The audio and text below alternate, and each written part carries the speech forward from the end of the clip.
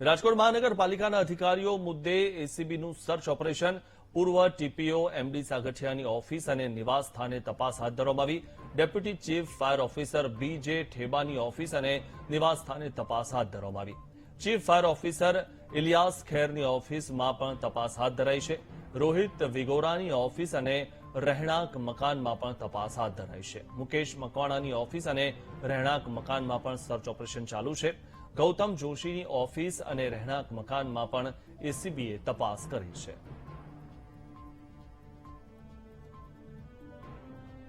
તો હાલમાં આ તમામ જગ્યાએ તપાસ કરવામાં આવી રહી છે અને તમામ જે અધિકારીઓ છે તેમના ઘરે પણ તપાસ કરવામાં આવી રહી છે।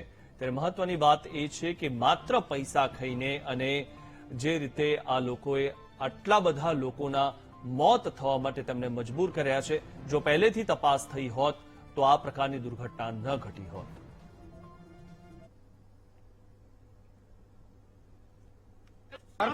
ચાર થી પાંચ ટીમો કામ કરી રહી છે। બાકીની વિગત પછી તમને મળી જશે।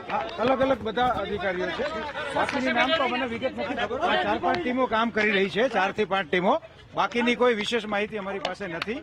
4 થી 5 ટીમો અલગ અલગ કામ કરે છે અને હજી કાર્યવાહી ચાલુ છે। બાકીના કયા અધિકારીઓ છે એ કઈ વિશેષ માહિતી અમારી પાસે નથી। અત્યારે કઈ ન કહેવાય, અત્યારે અમારી તપાસની કાર્યવાહી ચાલુ છે। બસ એ અત્યારે કાર્યવાહીની કામ ચાલુ છે।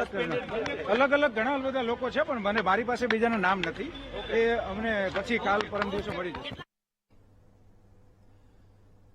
તો આ વિશે વધુ માહિતી મેળવી અમારા સંવાદદાતા શનિ મૈયડ પાસેથી। શનિ, જે રીતે આરએમસીના અધિકારીઓ છે તેમનું એસીબી દ્વારા સર્ચ ઓપરેશન હાથ ધરવામાં આવ્યું છે, હજુ કયા અધિકારીઓ બાકી છે જેમની તપાસ થવાની બાકી છે?